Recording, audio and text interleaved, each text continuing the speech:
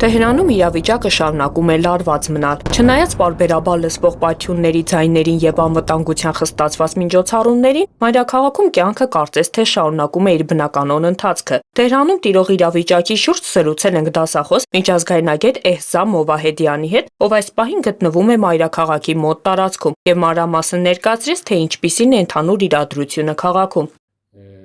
Անկեղծ ասած, երեք դուրս եմ եկել Թեհրանից, բայց կարող եմ վստահեցնել, որ ընդհանուր իրավիճակը վերահսկողության տակ է։ Քաղաքում եւ ճանապարհներին տեղակայված են բազմաթիվ ոստիկանական հենակետեր, ինչպես նաեւ գործում են անցակետեր, որտեղ ստուգվում են մեքենաները, հնարավոր սպառնալիքները կանխելու նպատակով։ Սննդի կամ դեղորայքի պակաս չկա։ Հանրային տրանսպորտը գործում է, թեև լսվում են պայթյունների ձայներ եւ երևում է ծուխ, մարդիկ շարունակում են իրենց բնականոն առօրյան, եւ ընդհանուր իրավիճակը գնահատվում է վերահսկելի։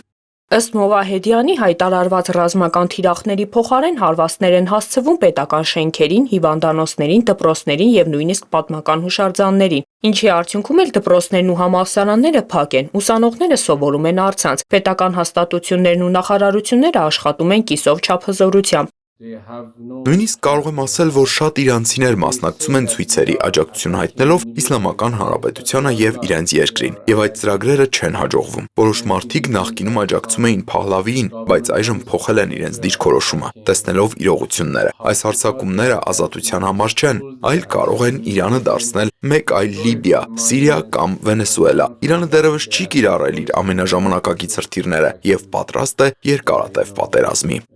Էհսամ Մովահեդյանի խոսքով վերլուծաբաններն ու քաղաքական գործիչները կարծում են, որ պատերազմը երկար չի կարող շարունակվել։ Հակառակ կողմը կորցնում է կարողությունները, իսկ Իրանը ավելացնում։ Նա նաև իր տեսակետն արտահայտեց այն հարցի շուրջ, թե ինչու Ամերիկայի Միացյալ Նահանգները սկսեց պատերազմը Իրանի դեմ։ Իրանը չունի միջուկային մարտագլխիկ եւ չունի միջուկային զենք ստեղծելու մտադրություն։ Դոնալդ Թրամփը պատերազմը սկսել է իր ներքաղաքական խնդիրներից խուսափելու համար, եւ Միացյալ Նահանգներում դեմոկրատներն ու նույնիսկ շատ հանրապետականներ դեմ են այս պատերազմին, այն համարելով ռեսուրսների վատնում։ Այսօր շատերն են հասկանում այաթոլլահ Խամենեիի խոսքերի ճշմարտացիությունը։ Միացյալ Նահանգների զորքերի դուրսբերումը Պարսից ծոցի տարածաշրջանից Իրանի նպատակներից մեկն էր, եւ այդ գործընթացը տեղի է ունենում։ Երկրի ներսում միասնությունն աճում է եւ համերաշխության մակարդակով աջակցությունը Իսլամական Հանրապետությանը մեծանում է։